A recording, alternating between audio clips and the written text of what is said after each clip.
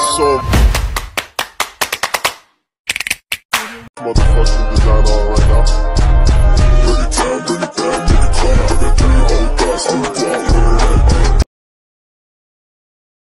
Assalamualaikum warahmatullahi wabarakatuh. Perkenalkan, nama saya Farihatul Mufidah Ali Rahman. Saya adalah mahasiswi UIN Sunan Ampel Surabaya semester 3 Prodi Tasawuf dan Psikologi. Kali ini saya akan mempresentasikan hasil makalah saya yang berjudul Analisis Kesehatan Jiwa dalam Al-Quran dan Psikologi Islam. Langsung saja. Sekilas tentang kesehatan jiwa. Nah, kesehatan jiwa merupakan aspek penting dalam kehidupan manusia yang kerap kali luput dari perhatian dalam diskusi kesehatan. Dalam pandangan Islam, kesehatan jiwa tidak hanya berkaitan dengan aspek biologis ataupun psikologis, melainkan juga menjadi bagian penting dari iman dan ibadah. Al-Quran sebagai sumber utama ajaran Islam memberikan pedoman yang mendalam tentang keseimbangan mental dan emosional, serta bagaimana seseorang dapat mencapai ketenangan batin melalui hubungannya dengan Allah. Nah, kesehatan mental itu merupakan terwujudnya keserasian yang sungguh-sungguh antara fungsi-fungsi kejiwaan dan terciptanya penyesuaian diri antara manusia dengan dirinya sendiri dan lingkungannya, berlandaskan keimanan dan ketakwaan serta bertumbuh bermakna dan bahagia di dunia dan di akhirat. Nah, kali ini saya akan membahas 5 aspek yang akan saya bahas. Yang pertama ada kesehatan jiwa menurut perspektif Islam. Yang kedua ada bentuk penyakit yang merusak hati dan jiwa. Yang ketiga ada metode kurasi penyakit hati dalam Islam. Yang keempat ada indikator kesehatan jiwa perspektif psikologi Islam. Dan yang terakhir ada psikoterapi menurut perspektif Al-Quran.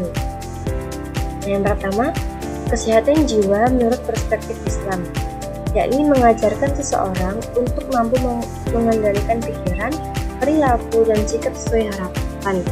Seseorang yang dapat berperilaku sesuai dengan ajaran agama dan norma sosial dianggap sebagai individu yang baik dan bermoral. Sebaliknya, individu yang tidak menunjukkan perilaku baik dapat dianggap sebagai amal. Nah, dalam Islam sendiri, kesehatan jiwa pada remaja disebut juga dengan masa akil atau balik, atau juga dengan masa pencarian jati diri. Untuk itu, pentingnya fondasi agama yang kuat sejak dini. Tujuan Islam bagi remaja adalah membentuk kepribadian yang baik sesuai dengan norma dan ajaran agama. Nah, penyakit yang merusak hati dan jiwa menurut Islam. Dalam pandangan Islam sendiri, penyakit dianggap sebagai ujian, cobaan, atau bahkan musibah yang bisa muncul akibat perbuatan manusia, baik disadari maupun tidak. Hal ini kadang-kadang dapat menjauhkan seseorang dari Allah, namun juga bisa mendekatkan diri kepadanya. Nah, lalu apa sih penyakit hati dalam Islam ini? Nah, dalam perspektif Islam, penyakit hati kerap diasosiasikan dengan berbagai sifat negatif atau perilaku tercela seperti hasad, iri hati, kesombongan, dan emosi yang berlebihan. Akibatnya, seseorang yang mengalami penyakit hati tidak menyadari kondisinya, bahkan merasa dirinya sehat dan lebih baik daripada orang lain. Jadi penyakit itu hanya bisa dirasakan oleh diri sendiri. Kemudian ada metode kurasi penyakit hati dalam Islam. Nah, metode kurasi ini mengacu pada cara untuk mengatasi dan menyembuhkan berbagai penyakit hati, yaitu sifat-sifat negatif ataupun perilaku tercela yang dapat mengganggu kesehatan mental dan spiritual individu. Kemudian Ibnu Taimiyah sendiri membagi 3 hal yang dapat dijadikan sebagai penawar untuk penyakit hati. Yang pertama ada Al-Quran, amal soleh, dan juga menjadi maksiat. Nah, dalam Al-Quran sendiri itu terdapat penjelasan yang mampu menghapus kebatilan dan keraguan yang dapat merusak ilmu, pemahaman, dan kesadaran terhadap kebenaran. Seorang yang membaca ayat Al-Quran, hati dan kehendaknya kembali sehat sesuai dengan fitrahnya.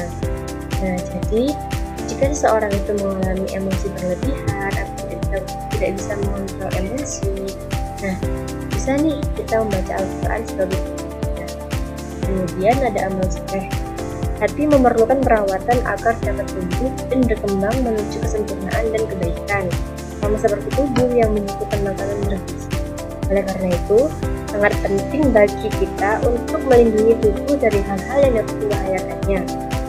Kemudian yang ketiga ada menjadi maksiat, yaitu tindakan tercela dan mungkar bagaikan kotoran dalam tubuh. Oleh karena itu, jika tubuh bebas dari hal-hal tersebut, maka tubuh akan sehat. Begitu pula dengan hati.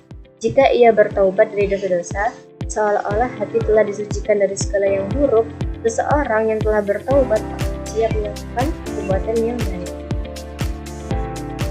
Kemudian yang selanjutnya ada indikator kesehatan jiwa perspektif psikologi Islam. Nah, indikator kesehatan jiwa ini dalam psikologi Islam mengacu pada berbagai tanda atau kriteria yang menggambarkan keadaan kesehatan mental seseorang sesuai dengan prinsip dan nilai-nilai Islam. Sehat mental tidak hanya mencakup kesehatan fisik atau mental, tetapi juga melibatkan kesehatan spiritual yang terkait dengan fungsi diri, kebahagiaan, dan juga ketenangan hati. Nah, di sini saya membahas ikhlas karena ikhlas merupakan topik utama yang penting dalam psikologi Islam. Nah, ikhlas ini merupakan perintah terbesar dari Allah karena menjadi syarat untuk diterimanya amal ibadah, kebalikan dari kesyirikan. Nah, serta dasar dari berbagai akhlak. Seperti mana yang telah dijelaskan oleh Allah dalam Quran surah Ad-Dariyat ayat 26 ini, Bismillahirrahmanirrahim. Wa ma khalaqtul jinna wal insa illa liya'budun. Tidaklah aku menciptakan jin dan manusia kecuali untuk beribadah. Nah, kemudian indikator selanjutnya ini menurut Imam Al-Ghazali, di mana beliau mencakup seluruh aspek manusia, baik hubungannya dengan Allah maupun hubungannya dengan manusia ataupun hubungannya dengan alam semesta. Nah, Al-Ghazali ini menyebutkan 3 indikator utama kesehatan mental seseorang. Pertama ada kesehatan terus ada aspek ini dan rasional. Yang kedua, memiliki kemuliaan akhlak dan kesucian jiwa yang mencerminkan kualitas iman dan takwa yang mantap. Yang ketiga, memiliki ma'rifat tauhid kepada Allah. Metode iman, Islam, dan juga ihsan mencakup berbagai karakter berdasarkan konsep-konsep tersebut. Nah, kemudian ada psikoterapi menurut perspektif Al-Quran, di mana Al-Quran dan psikoterapi ini bukanlah dua bidang yang sama, namun saling berkaitan. Al-Quran sebagai kitab suci menyediakan petunjuk hidup, terapi jiwa, dan juga kasih sayang bagi manusia dan alam. Nah, Al-Quran sebagai sumber utama ajaran Islam memiliki metode yang unik dalam mewujudkan kesehatan mental, dilengkapi dengan teladan nyata dari Rasulullah SAW yang menjadi panduan lengkap bagi umat Islam dan seluruh manusia. Nah, menurut Quraisyhab sendiri, Islam telah menetapkan tujuan utamanya untuk memelihara agama, jiwa, akal, jasmani, harta, dan juga keturunan. Setidaknya, 3 dari tujuan ini berkaitan erat dengan kesehatan. Oleh karena itu, tidak diherankan jika Islam kaya akan ketentuan mengenai kesehatan. Kemudian ada metode Al-Quran dan Hadis dalam mewujudkan kesehatan mental dapat disimpulkan mencakup 3 pendekatan utama. Yang pertama ada metode penguatan dimensi spiritual, di mana untuk mencapai ketenangan dan kedamaian jiwa yang sejati, Islam sejak awal mengajak manusia untuk beriman dan mentauhidkan Allah. Ketika keimanan telah kuat dan tujuan hidup tertuju kepada Allah, penguatan dimensi spiritual dilakukan melalui penerapan syariat. Praktek ibadah seperti sholat, puasa, zakat, dan juga haji berfungsi sebagai pendidikan untuk membentuk kepribadian manusia. Ibadah ini bertujuan untuk membersihkan jiwa dan juga mengajarkan sifat-sifat mulia yang dapat membantu seseorang bertahan dalam menghadapi berbagai semangat hidup. Kemudian yang kedua ada metode pengendalian motivasi biologis, di mana Al-Quran dan Hadis memberikan petunjuk tentang bagaimana mengelola pemuasan motivasi manusia yang bersifat fitrah dengan mengikuti prinsip berikut. Nah, yang pertama ini memenuhi motivasi tersebut melalui cara yang halal, seperti memuaskan motivasi seksual dengan menikah adalah diperbolehkan. Sebaliknya, jika melakukannya dengan zina, maka dia akan haram dan dapat menyebabkan dosa seperti kematian. Kemudian yang kedua ini ada menghindari berlebihan dalam memenuhi motivasi, karena hal ini dapat merugikan kesehatan fisik dan mental. Allah memperingatkan dalam firman-Nya, yakni katakanlah, wahai ahli kitab, janganlah kamu berlebih-lebihan dalam agama kamu dengan cara yang tidak benar, dan janganlah kamu mengikuti keinginan orang yang telah tersesat dan telah menyesatkan tak banyak orang, serta mereka sendiri tersesat dari jalan yang lurus.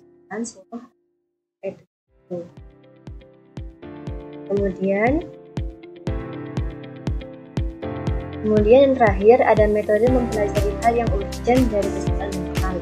Beberapa hal urgent dari kesehatan mental menjadi perhatian Rasulullah dan selalu diajarkan kepada para sahabatnya. Yang pertama itu ada perasaan aman, di mana Nabi pernah bersabda, yakni barang siapa di antara kalian yang merasa aman di tengah keluarganya pada pagi hari, sehat fisik, dan juga memiliki bahan makanan hari yang dipilihnya, maka seakan-akan seluruh dunia menjadi miliknya. Hadis riwayat Tirmidzi.